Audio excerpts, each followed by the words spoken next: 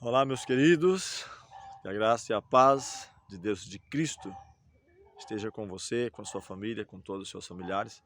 Hoje vamos estudar Apocalipse capítulo 19, onde vamos pegar alguns versículos falando sobre... Estamos dando um título que fala o júbilo no céu. Alguns falam também Armagedon, tem até uma ideia negativa, né? Tem filmes sobre isso. Armagedon, primeira fase, segundo momento, dois momentos. Um antecedendo a segunda vinda de Cristo, é justamente essa conflagração geral das nações do mundo, lutando contra o povo de Deus, remanescentes espalhados aí em todo o mundo. E o contexto de Daniel 12 também diz que Cristo se levanta em defesa do seu povo. E quando fala Cristo se levanta, e eu gosto sempre de destacar esse ponto, e não acredito que seja assim, que seja Cristo com seus anjos de maneira direta, trazendo destruição, né, para a humanidade, porque mesmo no contexto de destruição final, Cristo permite que as pessoas colham o fruto das suas próprias escolhas. Depois sim, na segunda fase, quando o diabo, seus anjos, os ímpios foram lançados no lago de fogo e enxofre, aí sim, de forma direta, não vai haver uma outra oportunidade, destruição e para sempre. Malaquias fala que os salvos sairão, saltarão, pisarão os ímpios, porque farão cinza debaixo das plantas dos vossos pés. Mas nesse contexto de anteceder a volta de Cristo, eu acredito, eu estou dando o meu parecer, de que ao retirar Cristo, o seu Santo Espírito, ao não estar ministrando no santuário celestial, então as próprias nações do mundo não vão se entender e vai dar livre curso a todo o seu desejo de superar, de vencer, de dominar, e elas se autodestruirão. E na última praga, sétima praga, então diz que pedras cairão, a volta de Cristo, até fala aqui que os restantes serão mortos, né, diz que será revelado o iníquo, quem será destruído pelo resplendor de sua vinda, da vinda de Cristo. Quero orar com você nesse momento. Eterno Deus, nos ajude a entender essa mensagem, uma mensagem breve, alguns versículos, algumas reflexões, mas que nos deve levar ao despertamento e buscar por nós mesmos o estudo da Tua Palavra, a comunhão com o Seu Santo Espírito e o desejo de aprender e de estar preparado para os eventos finais. Abençoe-nos, nos ilumine, rogamos as Tuas bênçãos e agradecemos em nome de Jesus. Amém. Iniciando aqui, falando sobre o júbilo no céu, capítulo 19, a partir do versículo 1, ele fala: depois dessas coisas, os eventos que falamos no estudo anterior, da queda definitiva de Babilônia, aí ele diz assim: ouvi no céu como grande voz, numerosa multidão, dizendo: aleluia, a salvação e a glória e o poder são do nosso Deus. Não é os impérios que passaram, mas é de Deus. Porquanto verdadeiros e justos são os seus juízos, pois julgou a grande meretriz que corrompia a terra com a sua prostituição. E das mãos delas vingou o sangue dos seus servos. E servos eu posso colocar no contexto desde o Antigo Testamento, os patriarcas, profetas, voltando para os dias de Cristo, os apóstolos, os mártires em cada geração. E diz que uma segunda vez eles disseram aleluia, e a sua fumaça é pelos séculos dos séculos. Diz que saiu uma outra voz ainda, versículo 5, exclamando: dai louvores ao nosso Deus, todos os seus servos, os que temeis o seu nome, pequenos e grandes. E diz aqui no versículo 6 que então ouvi uma voz como numerosa multidão, como de muitas águas e como de fortes trovões, dizendo aleluia, mais uma vez, pois reina o Senhor nosso Deus, o Todo-Poderoso, aquele que é incriado, existente por si mesmo. E ele diz ainda: Alegremo-nos, versículo 7, exultemos e demos-lhe glória, porque são chegadas as bodas do Cordeiro. Quem é o Cordeiro?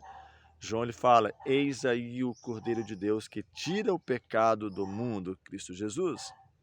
E as instituições do mundo do qual nós estamos vivendo, no tempo do fim, as principais nações, as principais igrejas, infelizmente, do mundo, as religiões, elas vão estar envolvidas nesse conflito e perseguindo, se impondo, mas aqui ele é convidado para as bodas do Cordeiro. Ele diz, cuja esposa a si mesmo já se ataviou, já está adornada, pois foi-lhe dado vestir-se de linho finíssimo, resplandecente e puro, porque o linho finíssimo são os atos de justiça dos santos. É o convite para a igreja, para os salvos participar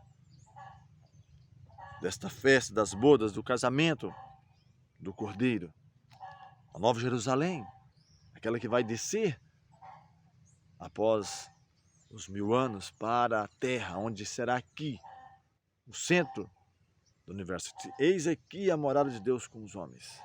Deus vai enxugar dos nossos olhos todas as lágrimas. E quem sabe até mesmo esse contexto dos 1000 anos, que aliás é o nosso próximo estudo, os 1000 anos ou milênio e os últimos acontecimentos. E ele diz aqui ainda que quando ele vê tudo isso,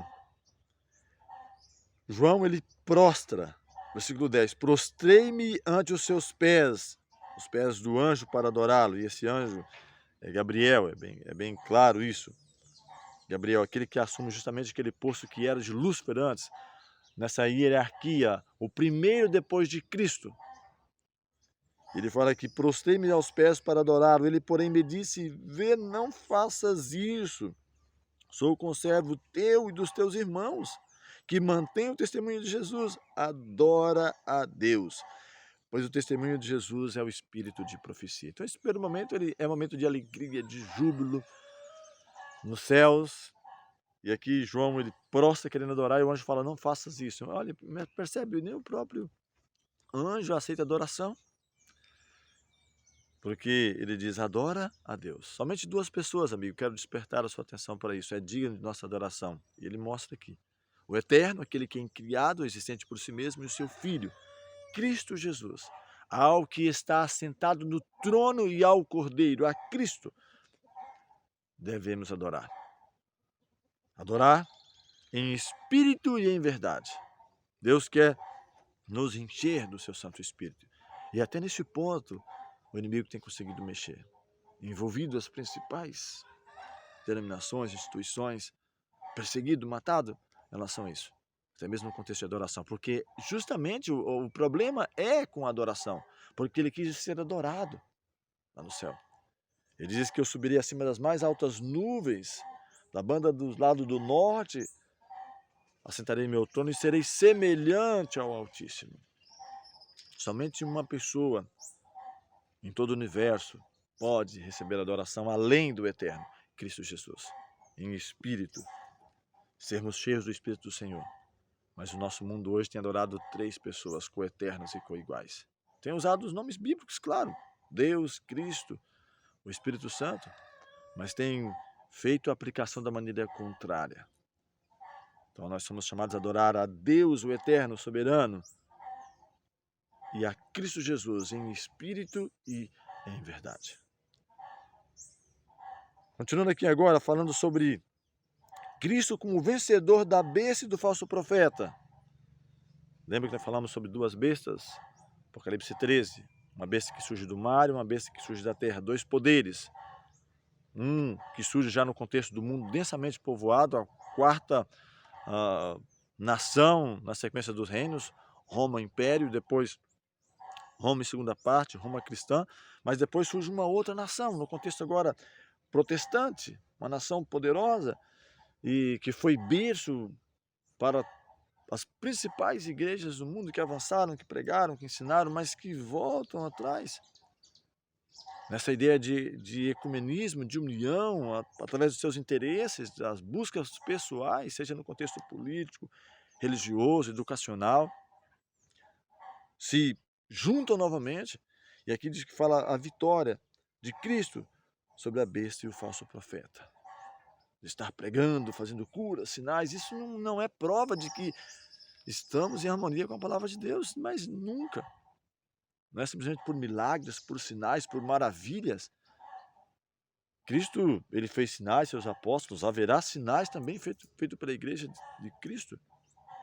Mas não é este a prova, simplesmente do sinal de que estamos cheios do Espírito Santo ou que esse milagre tenha vindo da parte de Deus. Atenção para isso. Diz que foi dado a besta, ao falso profeta, a esses três espíritos, né, imundos, semelhantes a rãs, os três principais tipos de religiões dominantes do mundo do qual nós estamos vivendo, que vão estar fazendo sinais, diz que até fogo fazer descer do céu, para chamar a atenção. Cristo foi desafiado: olha, se tu és o Filho de Deus, faça que essas pedras se transformem em pães. Pula daqui abaixo, porque os teus anjos darão ordem a teu respeito. Imagine, pulando do pináculo do templo, Cristo teria poder para isso? Sim, ele multiplicou pães, ressuscitou mortos, justamente como o Eterno criou todas as coisas pela palavra. Mas não é simplesmente por fazer sinais. E continuando aqui, versículo 11 do capítulo 19, diz que viu o céu aberto, eis um cavalo branco, e o seu cavaleiro se chama Fiel e Verdadeiro, e julga e peleja com justiça. Os seus olhos são chamas de fogo, e na sua cabeça há muitos diademas. Tem um nome escrito que ninguém conhece, senão ele mesmo. Está vestido com um manto tinto de sangue, e o seu nome se chama o Verbo de Deus. E seguiam os exércitos que há no céu, montados em cavalos brancos, com vestiduras de linho finíssimo, branco e puro. Sai da sua boca uma espada afiada para com ela ferir as nações, e ele mesmo as regerá com um cetro de ferro, e pessoalmente pisa o lagar do vinho do furor da ira do Todo-Poderoso. Tem no seu manto e na sua coxa um nome escrito: Rei dos Reis e Senhor dos Senhores. Então vi um anjo posto em pé no sol e clamou com grande voz, falando: todas as aves que voam pelo meio do céu, vinde reuni-vos para a grande ceia de Deus. Aqui sim, de forma direta, Cristo. Daniel 12 fala: se levantará Miguel, o grande príncipe, que levanta em favor dos filhos do seu povo, da minoria, do remanescente, que estará espalhados, quem sabe, nas prisões, nas montanhas, vivendo, quem sabe, as maiores dificuldades, tempo de angústia como nunca houve, desde que houve nação até aquele tempo. Então aqui ele se levanta. E se você ou eu não fomos convidados para as bodas do Cordeiro, para a festa, recepção das bodas do Cordeiro, nós seremos o banquete das aves do céu. Ele fala aqui: chamem todas as aves que voam pelo meio do céu, vinde reuni-vos para a grande ceia. Por isso que eu mencionei o Armagedon, primeira parte, quando Cristo se levanta. Isso aqui já é o antecipar para o milênio, os 1000 anos, que aliás tem uma mensagem contrária sobre ela. E vamos estudar sobre isso no próximo estudo, na Palavra de Deus, sobre os 1000 anos e os últimos acontecimentos. E ele fala: para que comais a carne de reis, carnes de comandantes, carnes de poderosos, carnes de cavalos, de seus cavaleiros, carnes dos que quer livres, escravos, tanto pequenos como grandes. Então, nesse contexto, não vai escapar ninguém. Ou você vai ser seguidor de Cristo, do Cordeiro de Deus, ou você vai seguir a besta e o falso profeta. Hoje temos milhões de religiões, cristianismo, e dentre ele muitas ramificações, protestantes, católicos, judaísmo, islamismo, budismo, tudo isso. Mas aqui que todas estará de um lado ou de outro, o mundo em todo, ou do lado de Cristo, daqueles que guardam os seus mandamentos, os 10 mandamentos, ou daqueles que são o contrário, que vai estar seguindo aquilo que as instituições do mundo vão estabelecer como regra de fé. Então você escolhe. Aqui diz que os poderosos, os reis, ou nós vamos participar das bodas do Cordeiro, estar ali como convidados, participando com ele e reinando com Cristo por toda a eternidade, ou vamos nos tornar banquetes para as aves. Vinde, comais a carnes. dos poderosos, dos grandes, dos comandantes. E aí se cumpre a mensagem que nós lemos no estudo anterior, só relembrando, né? Os reinos do mundo vieram a ser do Senhor e do seu Cristo. Então não vai haver um outro reino mundial. Quando é tirado o cetro de Israel por ter se afastado de Deus e colocado agora sobre os reinos que se seguiriam, né? Babilônia, os medos e os persas, Grécia, Roma em 2 momentos, Roma Império, depois Roma cristã, saindo como extensão desse próprio império, os Estados Unidos como uma potência e que foi de grande importância para os cristãos, né? Muita importância, liberdade civil e religiosa, mas que infelizmente vai renegar também aquilo que foi estabelecido, a sua Constituição, e as nações do mundo vão seguir o exemplo, infringindo e aí eu quero até chamar a atenção, porque parte dali, o mundo copia aquilo que os Estados Unidos colocam, o mundo vai estar seguindo esse modelo, as principais nações, que aliás serão os cristãos que vão estar dando novamente o poder, juntamente com as nações cristãs, né, novamente o poder, e unificando-se para perseguir. E aqui ele é convidado a mim e a você, ou nós vamos participar da ceia do Cordeiro, ou nós vamos ser o banquete para as aves. E ele fala aqui que viu que via a besta, os reis da terra, os seus exércitos, todos congregados para pelejarem contra aquele que estava montado no seu cavalo e com o seu exército. Então, todas as nações. Mas como eles vão estar pelejando contra o Cordeiro? Literalmente contra Cristo? Não, contra os seus escolhidos, espalhados pelo mundo. Então Cristo vai se manifestar. Eu mencionei que a partir da 5ª praga, você pode olhar com mais calma, caso queira, Apocalipse 16, ou ver o nosso estudo também sobre as 7 últimas pragas. Claro, não damos muitos detalhes, mas um despertar para buscar isso, onde a 5ª taça cai justamente no trono da besta, do poder dominante, daquele que vai estar empunhando o poder nesse momento. E aqui então, a perseguição vai ser contra os servos do Senhor. Saulo de Tarso, que se torna depois Paulo, ele pergunta, quando está perseguindo os cristãos, e ele cai do cavalo, literalmente falando, né? Eu estou colocando aqui o meu pensamento, perseguindo ali a igreja de Deus, que ele cai por terra, uma luz brilhante, e o Senhor fala: Saulo, Saulo, por que me persegue? Ele diz: quem é, Senhor? Diz: eu sou Jesus a quem tu persegues. Mas ele estava perseguindo Cristo, literalmente? Não, ele estava perseguindo os cristãos.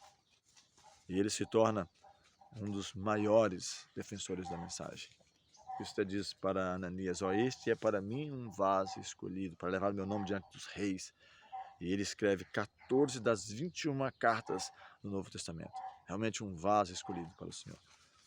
Então não importa, talvez, o quanto eu e você temos estado distante do Senhor, temos nos afastado do Senhor, há ainda oportunidade. A porta da graça não se fechou ainda. Cristo ainda ministra no santuário celestial.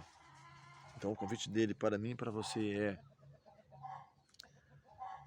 nos reconciliarmos, arrependei, convertei-vos, sede batizados em nome de Jesus para perdão dos pecados e achareis descanso para vossas almas. Ele aqui diz que